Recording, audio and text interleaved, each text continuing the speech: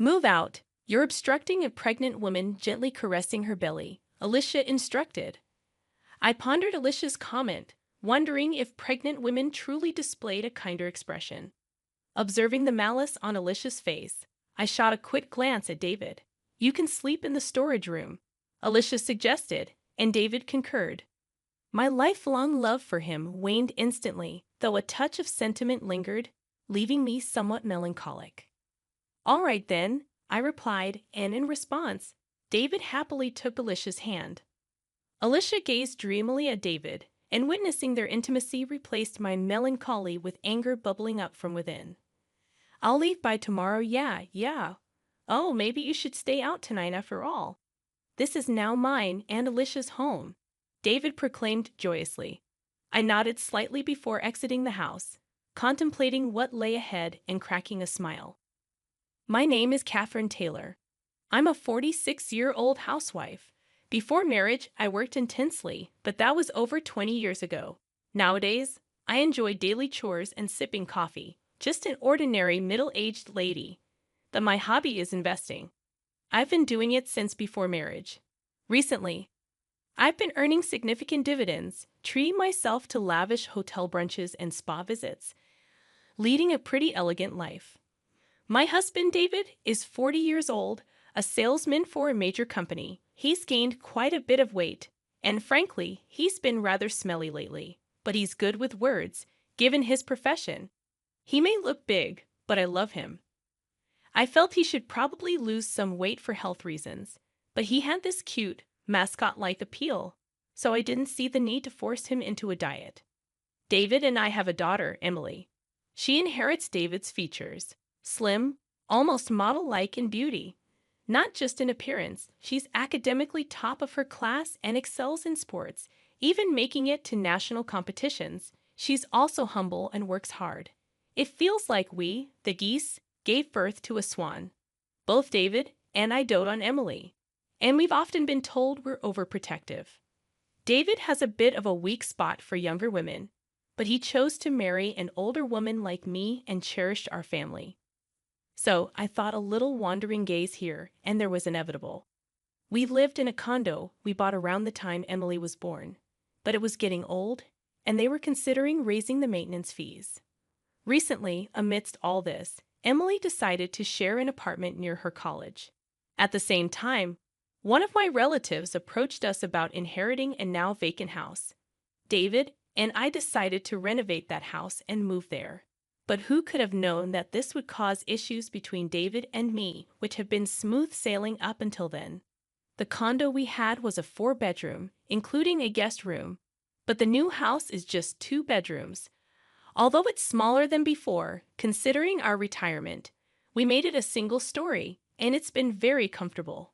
One of the rooms, which serves as a study and a guest room, can be divided to make an additional room for Emily if she ever comes back.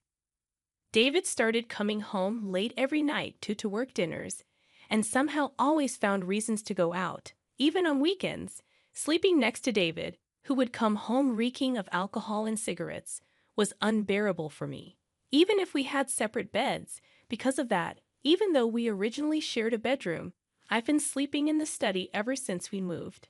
When it came time to send out moving announcements, I mailed letters to various places.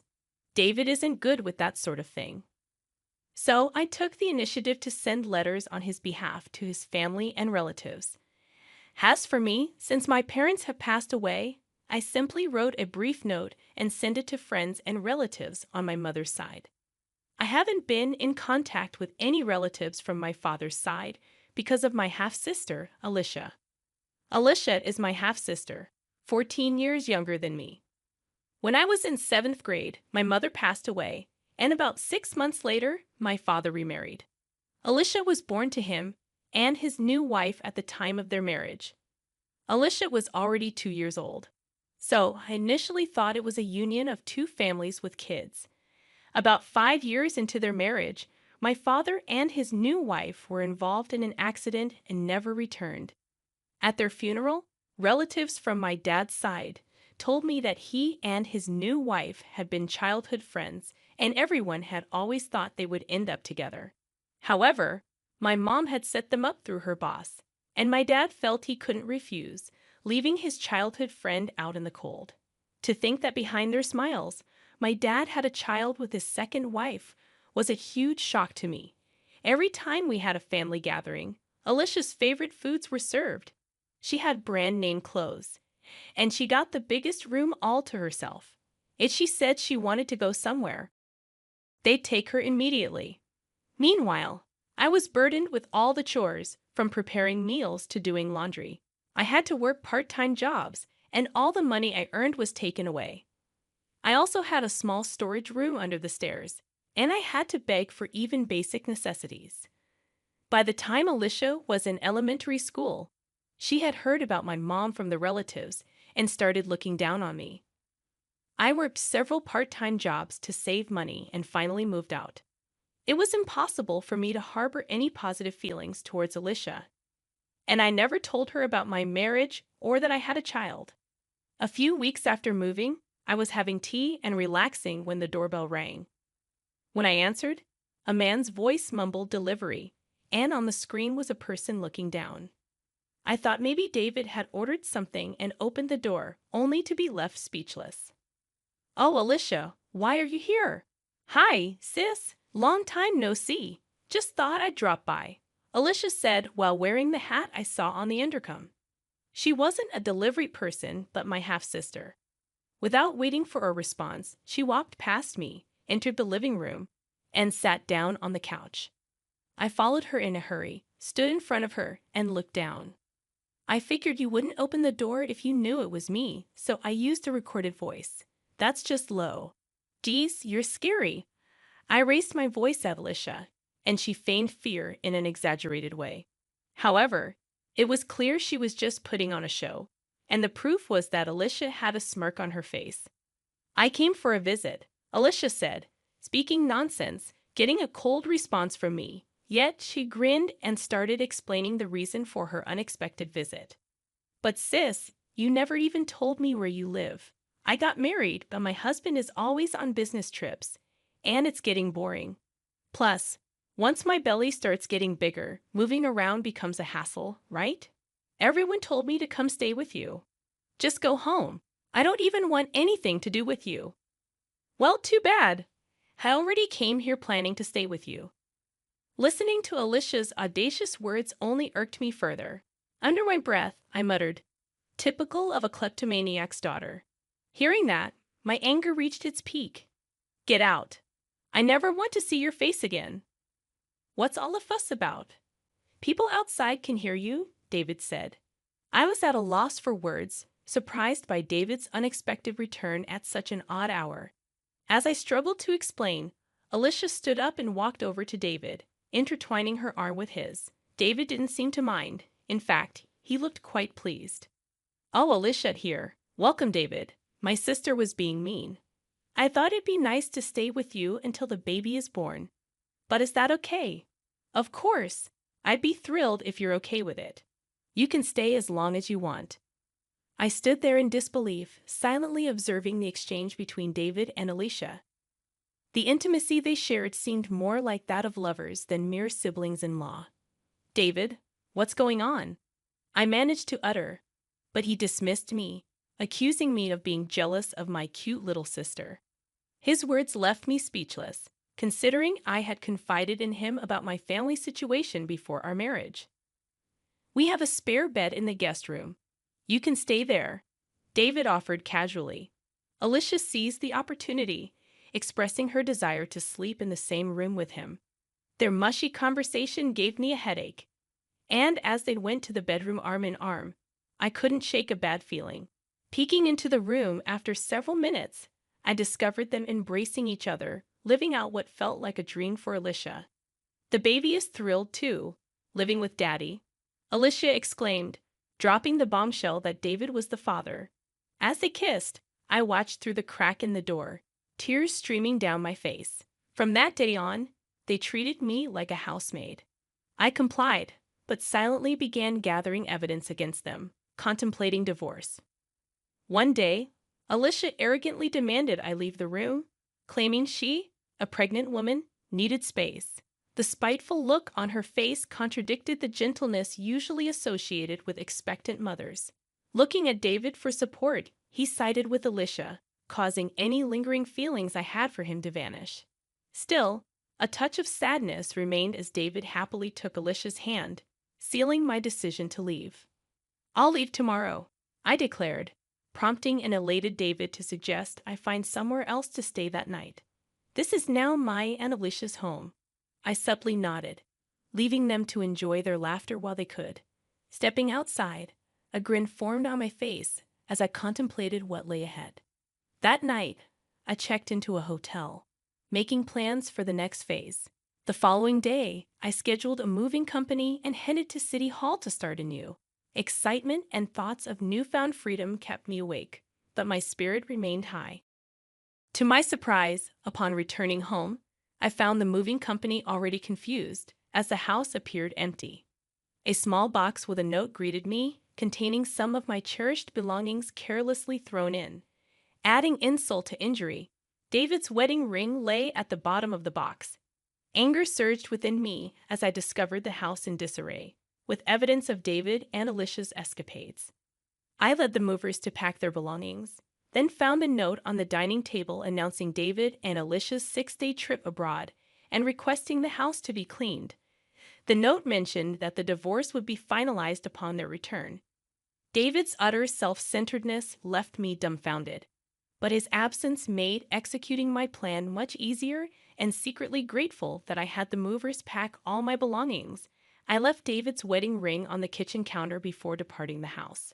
After some contemplation, I purchased a place near Emily's university, which happened to be on sale. The one-bedroom apartment was cozy, and I cherished the solitude it offered. On the day David and Alicia were set to return, my phone incessantly rang. Without checking, I knew it was them. Answering with a nonchalant hello, I was met with David's frantic voice demanding an explanation.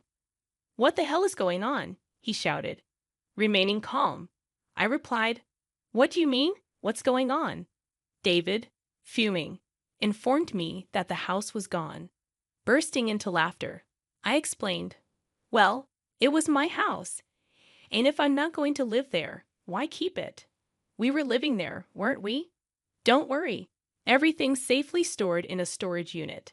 I'll text you the location and access code." David demanded I bring back the house, but I retorted that it was under my name, and the money used to build it was from my investments, not a dime from him. David seemed to recall his lack of involvement when the house was built, a fact he had conveniently forgotten. Claiming the baby to be his niece or nephew, David pleaded for me to do something about the house, as Alicia was in a tough spot. I informed him that I had known about their relationship since Alicia barged into our house. I had been gathering evidence, including recordings from a high-end baby monitor Alicia had me buy during a fit. The monitor captured everything, even in the pitch dark. Upon revealing this, David was at a loss for words. Cheerfully, I mentioned that the mailbox might have something for him. David checked it, discovering a certified mail. I explained that it was about the payment, and there was one for Alicia too. Unfazed, I insisted it was compensation for their betrayal. Ignoring his plea to talk to his lawyer, I ended the call. A barrage of calls followed, which I ignored. My old phone, used for evidence, wouldn't be an issue if left alone. After an hour of incessant calling, David seemed to give up. The attorney reached out, sounding weary. The next morning, a relative from my father's side called on my new phone, likely having obtained the number from Alicia. Expecting scolding, I recorded the call. The relative demanded an apology to Alicia, who was pregnant, and insisted on a new house as compensation. Unyielding, I refused to apologize to the woman who had an affair with my husband. I asserted that Alicia should apologize and pay compensation. When accused of being a kleptomaniac's child, I retaliated, stating that Alicia's actions were reflective of her father's betrayal. I instructed them to relay a message to Alicia to never get involved with me again, though I doubted she would have the chance. Hanging up on the babbling relatives, I felt the refreshing release of pent-up emotions. I contacted my lawyer, determined to bring Alicia and David to justice. The thirst for revenge lingered until I witnessed the dumbfounded expressions on their faces during our discussion at the lawyer's office. Alicia appeared utterly miffed, while David wore a grumpy expression, showing no remorse.